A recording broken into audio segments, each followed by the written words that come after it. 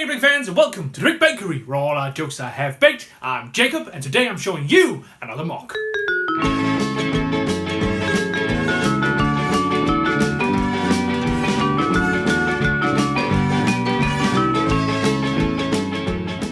I'm gonna show you folks a mock that I've been working on for a couple of days on and off. It's not completely done yet, but I would like your guys' feedback. So get out your paper and your pen, take some notes, and let me know in the comments below what you think. Here we go, my Brick Bakery mock.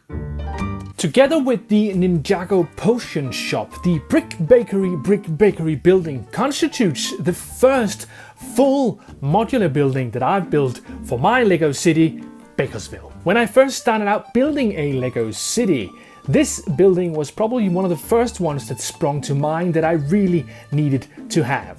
How could Bakersville get on without a bakery? So finally it's here, the Brick Bakery.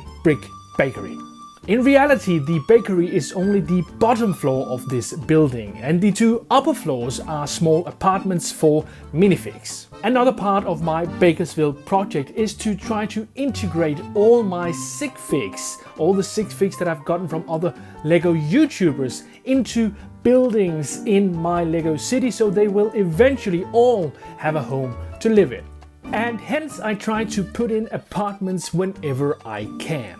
As you can see, this building is a 3-story building, and I think that's a pretty good standard for a LEGO city. I tried to use some of the sandy colors for the exterior, and I think it looks pretty good.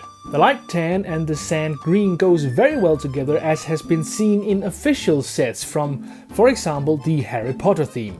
Adding in just a small measure of brown at the top of this building added in the little extra layer of color that this build needed, I think. For some crazy reason, I gave this building a 17 by 15 stud footprint, which is one of the oddest things that I have ever done, and I'm not sure I'll ever try to do that again. LEGO bricks have a natural tendency to move towards equal numbers like 2, 4, 8 and so on. However, in this build I had to use a lot of unequal numbers like 3 and 5, and that actually gets quite hard at some point. As is natural with these kinds of buildings in LEGO cities, I have made this a modular building where every floor can be removed to have a look inside. First up is of course the roof, which has some interesting details here on the top. A small chimney for the oven in the bakery, some air conditioning and some water piping, here with a small pressure gauge.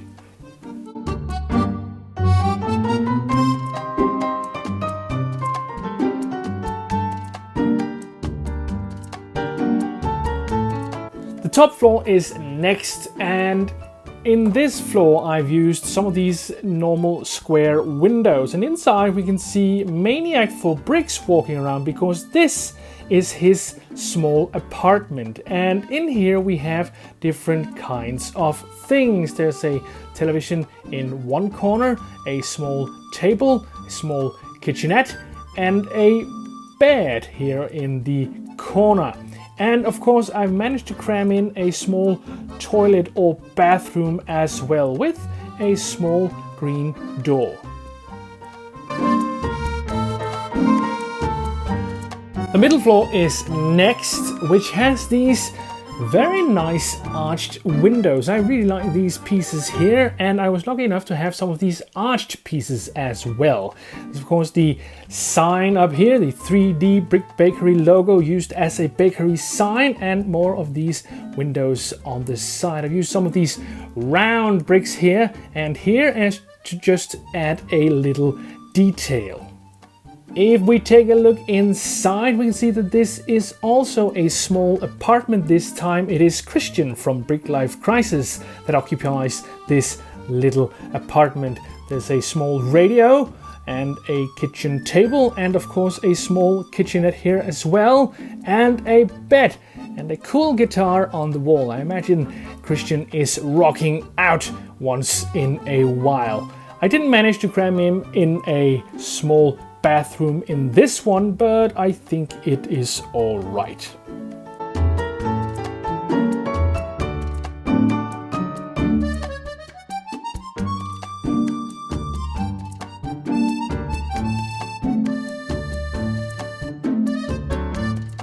Lastly, there is of course the bakery in the bottom here. And this one I am particularly proud of, I have to admit. I've managed to make an oven here behind this chef that is actually functional. It can open and there's room for bread to be baked in there. There's also a cooling unit over here for those cakes that needs cooling, and a small shelf over here for those cakes that can be displayed. There's also a small table here where you can enjoy your cake, and a couple of seats for waiting for your order. In the corner there's also the twisty turny staircase, and this staircase I will continue all the way up. I just need a few more of these dark grey bricks. Attaching the Brick Bakery sign like this on an angle to the building was actually pretty hard for me because I wasn't really aware of how I could do that. I ended up using some clips or a clip and a jumper plate and a single stud coupled with a modified 1x2 like this, and then it goes rather nicely. I added this line of cheese wedges to break up the monotony of this light tan field that goes right here. I also added a lot of these flowers to give everything a little more color.